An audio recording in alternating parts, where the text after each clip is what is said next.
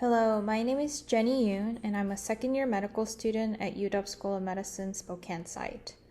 My research was looking at gunshot wound with facial paralysis treatment outcome among patients treated with surgical intervention versus observation only.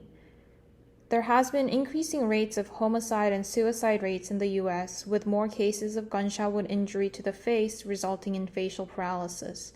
During the injury, there are two ways the facial nerve can be affected. One is when the bullet directly severs the facial nerve, in which case patients can benefit from surgical interventions such as a nerve graft. Second is when the bullet only stuns the nerve without directly damaging it. In this case, a surgical exploration of the site can cause iatrogenic injury to the facial nerve, which would not be favorable for the patient. Currently, there is lacking consensus on whether a surgical intervention is warranted in gunshot wound patients due to this risk of iatrogenic injury.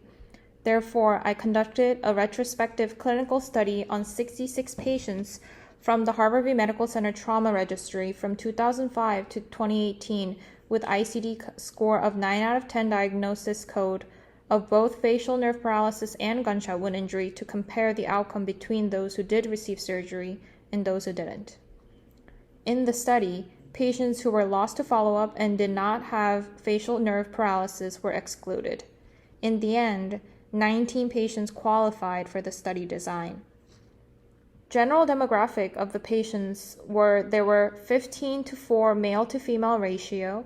The average age of patients were 29.5 years old, with the most common method of gunshot wound injury being a single shot, consisted of 10 patients, then multiple shots, which consisted of 6 patients, and lastly, self-inflicted shot, which consisted only of 3 patients.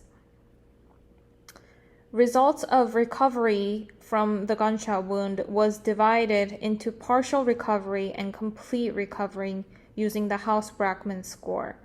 Partial recovery meant there were some recovery from their initial injury from their assessment of House-Brackman score, and complete recovery means that their facial nerve function returned to what it was before the injury. Out of the surgical intervention group, none of the patients regained complete recovery, but 75% regained partial recovery. For the observation group, where no intervention was done, there were 11 patients that in total, and 45.5% regained complete recovery, while 27.3% regained partial recovery. Out of the patients who did go through surgical intervention, 50% received steroids, while out of the patients who did not receive any intervention, 63.3% received initial steroids. The reason why we looked at initial steroid treatment was because there are some data that early steroid treatment can help with facial paralysis outcome. However, this is also still an area of study. Also, the average length of initial hospital stay was 59.5 days for the intervention group, while for the observation group, it was only 13.7 days. The average time to any sort of measurable partial facial nerve recovery was 52.3 months for the intervention group, but 9 months for the observation group.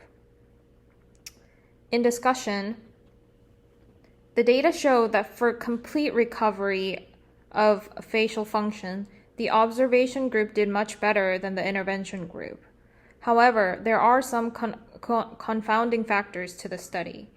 The intervention group's average initial hospital stay was 45.8 days longer than the observation group's initial hospital stay, which can indicate a more severe injury that consists of other organ damage as well.